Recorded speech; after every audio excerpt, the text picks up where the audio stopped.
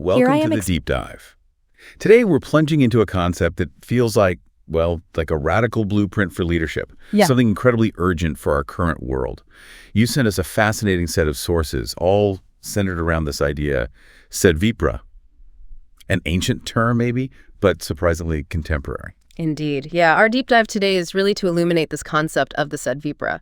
It's a term introduced by the visionary leader Shrii Prabhat Ranjan Sarkar. And we want to understand why this moral vanguard is presented as such a compelling answer to the complex challenges humanity faces right now. It's really about moving beyond just, crisis management. Right. Towards a proactive, a truly purposeful era of, profound societal transformation. And when we look at today's headlines, political gridlock, social fragmentation, it does seem we're constantly searching for leaders who can genuinely unite and inspire. Our sources suggest the world is, it's at a crossroads, plagued by exploitation, moral erosion, a real leadership vacuum. But instead of just despair, this concept offers something remarkably progressive, doesn't it? Yeah. And optimistic for the future. Exactly. It's not just theoretical. It feels like a vibrant call for revolutionary change. Yeah. Rooted in courage, yes, but also action and spiritual depth. Precisely. So if we acknowledge this urgent need, what kind of individual actually steps forward? The definition of a Sadvipra seems to go much deeper than the usual labels. Our sources are clear. They are not just a saint or a detached thinker or only a social worker. They're described as an integrated personality. What does that profound concept truly mean in practice? This is where it gets particularly insightful, really interesting. Imagine maybe a finely tuned instrument. Every component working in perfect harmony for a single powerful output. A Sadvipra is someone whose spiritual elevation, moral firmness, intellectual sharpness, and social activism are all, seamlessly interwoven, integrated. Their entire being is aligned with a singular, powerful purpose, achieving bliss, ultimate well-being, and, crucially, the upliftment of all humanity. They aren't just reacting to problems, they are vigilant, a proactive force ensuring no person, no class exploits others. So it's definitely not about personal ambition then. This isn't a path for seeking fame or power. No, absolutely not. The sources highlight a continuous struggle as a defining characteristic. How does that play out? Well, their struggle isn't for personal gain or status or leaving some legacy carved in stone. Not at all. It's an unwavering fight against injustice, against oppression in all its forms, and it's for universal harmony. Their service is rooted in tapa. Now, that's a concept of sacrificing service that goes way beyond just generosity. Tapa. Yeah, tapa is a kind of spiritual discipline. It involves deep austerity, self-control, sustained effort, all channeled entirely for the benefit of others. Wow. This makes their commitment truly unyielding, especially when others might, waver or compromise when faced with personal cost or maybe public disapproval. It's a dedication forged in an inner fire, you could say, burning solely for the collective good. This commitment, it transcends the temporary. And it's precisely this unwavering depth that allows them to embody what the sources define as 5 core qualities that offer a truly inspiring alternative to the status quo we often see in leadership today. Okay, yeah, and these aren't just abstract ideas floating around. They seem to directly address the kind of leadership we really yearn for when we, look at the daily news. First, the sources emphasize unshakable morality, deeply rooted in what they call yama niyama. Tell us about that. Yes, yama niyama. So integrity is absolutely non-negotiable. The sources emphasize this through these principles. Yama refers to universal ethical restraints like nonviolence, truthfulness, honesty guiding how one interacts with the world. Okay. And niyama focuses more on personal observances like contentment, spiritual study, dedication to a higher ideal. Together, they form this really robust ethical compass. It constantly guides a Sadvipra's action. Explaining the Sadvipra's moral principles, also known as cardinal human values. The principles of Yama are ahimsa, satya, asteya, aparigraha, and brahmacharya. Ahimsa means not causing suffering to any harmless creature through thought, word, or deed. Satya denotes action of mind or use of words with the object of helping others in the real sense. It has no relative application. Asteya means non-stealing, and this should not be confined to physical action but extended to the action of the mind as well. All actions have their origin in the mind, hence the correct sense of asteya is to give up the desire of acquiring what is not rightly one's own. Aparigraha involves the non-acceptance of such amenities and comforts of life as are superfluous for the preservation of the physical existence. And the spirit of brahmacharya is to experience his presence and authority in each and every physical and psychic objectivity. This occurs when the unit mind resonates with cosmic will. The 5 rules of niyama are shaucha, santos, tapa, svadhyaya, and aishvara, pranidhana. Shaucha means purity of both physical and mental bodies. Mental purity is attained by benevolent deeds, charity, or other dutiful acts. Santos means contentment. It implies accepting ungrudgingly and without a complaint the outturn of the services rendered by one's own physical or mental labor. Tapa means efforts to reach the goal, despite such efforts being associated with physical discomforts. Svadhyaya means study of the scriptures or other books of learning and assimilating their spirit. The whole universe is guided by the supreme entity, and nothing that one does or can do is without his specific command. Aishvara pranidhana is an auto-suggestion of the idea that each and every unit is an instrument in the hands of the Almighty and is a mere spark of that supreme fire. Aishvara pranidhana also implies implicit faith in him irrespective of whether one lives in momentary happiness or sorrow, prosperity or adversity. Only those who by their nature adhere to the above 10 commands in their normal and spiritual conduct are Sadvipras. Such a morally and spiritually equipped Sadvipra has to perform a fundamental and vital duty to society. So they value truth over convenience, justice over popularity. Absolutely. Imagine a world where political leaders consistently prioritize truth, even when it's unpopular, just as we might strive to in our own lives. This moral backbone ensures consistency and trust, something often missing today, when figures might shy away from difficult truths for, say, political expediency. That makes sense. And next, a fearless spirit to fight injustice. This sounds like true courage, especially when you're up against powerful, entrenched systems. It is indeed true courage. A Sadvipra will rise against even the strongest exploiters, and this is key, with or without immediate public support. So it's not about popularity contests. Not at all. This isn't about mob rule. It's about a deep-seated conviction to do what's right, regardless of the odds. Think about historical figures who stood against overwhelming power for justice. Yeah. Maybe Nelson Mandela fighting apartheid, or Gandhi's nonviolent resistance. Right. They weren't waiting for a popular mandate. They acted from this profound moral clarity that just fueled their unwavering action. A Sadvipra embodies that same spirit, even if it means standing alone against immense pressure. Okay, so beyond that moral courage, the sources highlight balanced judgment. That sounds like a really critical skill, especially navigating complex situations, personal relationships, where biases can so easily creep in. Crucial, absolutely crucial. A Sadvipra supports the honest person, even if they are personally disliked, and they take action against the dishonest, even if that person is loved. Principle over personal connection. Exactly. Principle over popularity. It ensures true merit and integrity are consistently upheld. It means not being swayed by emotional ties, social pressures, even public opinion polls, but always acting with objective fairness for the greater good. That's a high bar. It is. It's a remarkable level of impartiality, almost like a wise, compassionate judge who sees beyond the surface to the core truth. Then there's the service-oriented mindset. This feels like a direct counter-narrative to the self-serving power dynamics we often see dominating leadership today. Oh, completely. Their actions are fundamentally inspired by selfless service, not selfish ambition.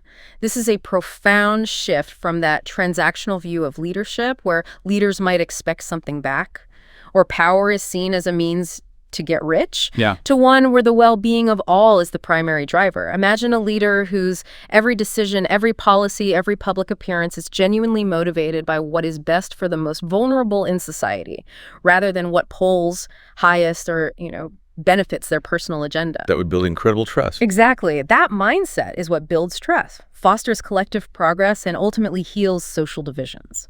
And finally, number 5, a global humanitarian outlook.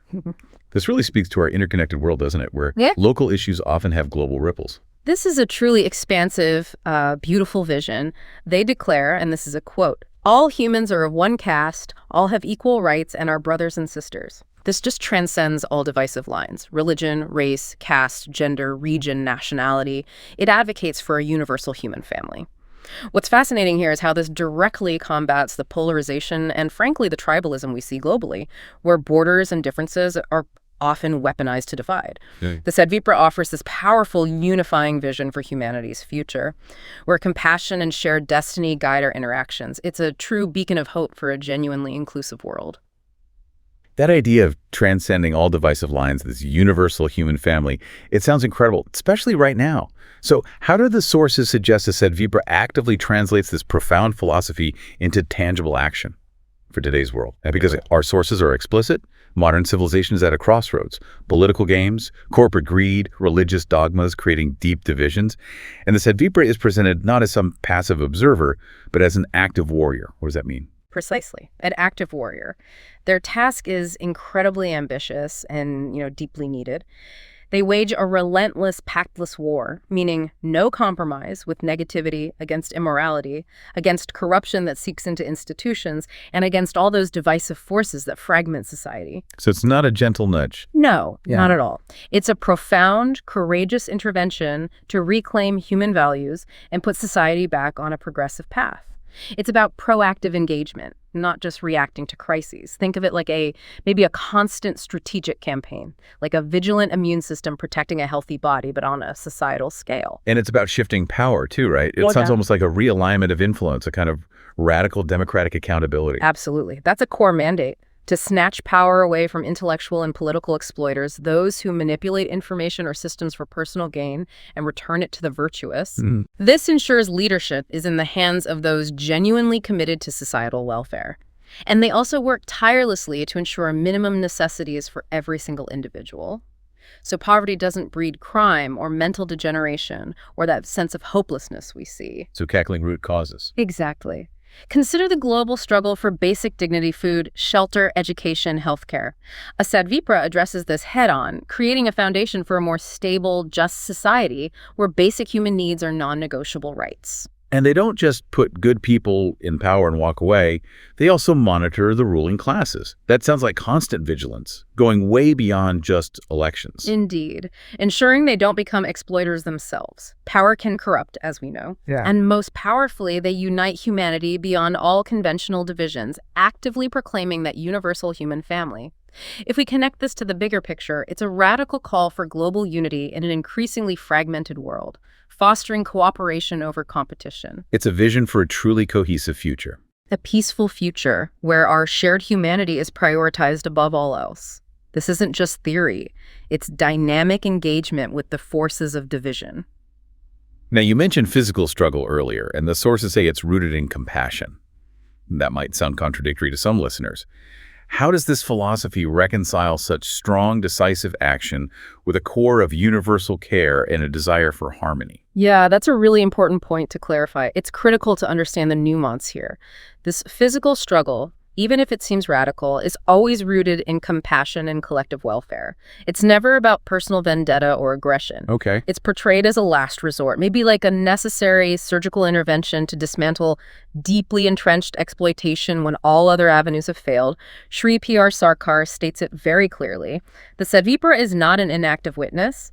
She is an active participant to see that no person or class exploits the rest. Active participant. Exactly. This highlights a proactive, problem-solving approach. It's about removing obstacles to collective well-being, even if it requires strong, decisive action, but always driven by that higher moral purpose and deep care for all beings. Like a doctor performing surgery to save a life, the act itself might seem harsh, but the intent is profound healing and restoration. Okay, that clarifies the motivation.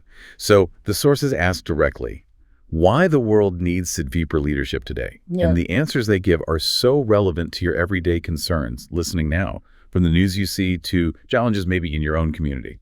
Yes, they pinpoint specific global challenges that really resonate deeply today. Take the climate catastrophe, for instance, a huge one. It demands leaders with true future vision and ecological ethics, something far beyond short-term political cycles or narrow economic interests. Right, thinking generations ahead. Precisely.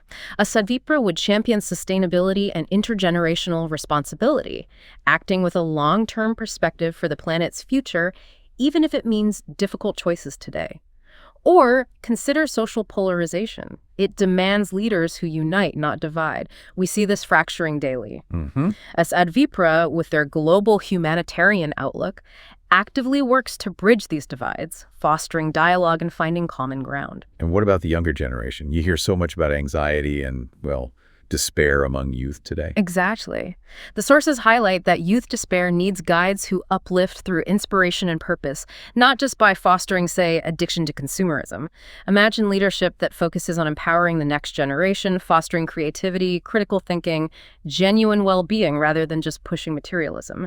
That would be a profound shift. Building resilience and hope. Yes. And then there's economic disparity. This demands leaders who ensure dignity for all, not just luxury for a privileged few. This speaks right to the heart of building equitable societies, a truly fair global system where everyone has a real chance to thrive. And finally, the point about global crises demanding action, not just endless debates. It feels like we get stuck in policy paralysis so often. That's right. These are real, tangible issues connecting to the very fabric of our current global anxieties. And the sources are quite clear. Only Sadvipras, those who truly combine that spiritual vision, the unshakable moral integrity, and revolutionary action, only they are presented as capable of fulfilling these urgent needs. It's a dynamic and hopeful answer then. Very much so. It pushes us towards solutions that benefit everyone, not just a select few. It offers a path to build a truly integrated and thriving global society. So after all this discussion, what does this mean for you, the listener? Our sources conclude with a really powerful, almost personal call to action. Be Sadvipras and make others also Sadvipra. Yeah, it's not enough to simply admire this ideal from afar or, wait for someone else to step up. The responsibility, according to this philosophy, falls on every conscious person to cultivate these Sadvipra qualities within themselves, and just as importantly, to inspire others by living these principles. So it's a collective effort. Very much so. We're talking about building a well-disciplined Sadvipra society, a collective force designed to guide humanity out of its present darkness and into a brighter, more harmonious future. It's a vision of active, collective self-realization for the good of all. And this isn't just presented as some hopeful dream floating out of reach, is it? Not at all. It's framed as a dynamic, future-oriented vision for a new sunrise of justice, peace, and collective progress. History, our sources tell us, waits for true revolutionaries, not just talkers, or those who merely adapt to how things are, but those who act with unwavering courage, profound morality, and a clear, unifying vision. It's actually a very empowering message, suggesting that positive, profound change is not only possible, but maybe within our grasp, starting with each of us. Absolutely. The Sadvipra is truly envisioned as the leader of the future, someone who will rebuild civilization not through domination or force, but through selfless service, personal sacrifice, and a powerful spiritual force. It's a profoundly optimistic and energetic proposition for navigating our complex world, offering a path forward that is both deeply ethical and potentially remarkably effective. So the final thought for you to mull over after this deep dive. If the core of a Sadvipra is that unshakable morality and selfless service for the upliftment of all, how might even small, everyday actions of integrity, moments of compassion, principled stands you take, how might those contribute to building this new human era? One person, one community, one unified step at a time. This deep dive into the Sadvipra concept really challenges us, I think, to consider our own role in shaping a more just, harmonious, and unified future, starting right where we are.